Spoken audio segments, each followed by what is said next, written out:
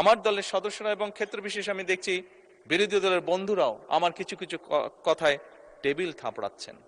মাননীয় স্পিকার, এই যে চেয়ারটা আপনি দেখছেন, যেই চেয়ারে আমি এখানে বসছি আপনার সামনে মাননীয় স্পিকার, এই চেয়ারটি খুব কঠিন একটি চেয়ার মাননীয় স্পিকার।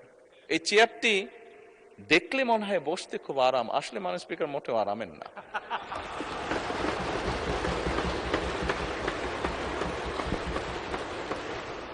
এই চেয়ারটিতে বসলে মাননীয় স্পিকার প্রতি মুহূর্তে মনে হয় যে আগুনে তপ্ত হিট আসছে মাননীয় স্পিকার। হাসার কিছু নেই, আমি যা ফিল করি আমি আপনাদেরকে তাই বলছি, মাননীয় স্পিকার, এই চেয়ারের থেকে উঠে দাঁড়িয়ে আপনার সামনে বক্তব্যে আমি হয়তো অনেক পপুলার কথা বলতে পারতাম, যেটাতে আরো অনেক বেশি তালি হতো মাননীয় স্পিকার।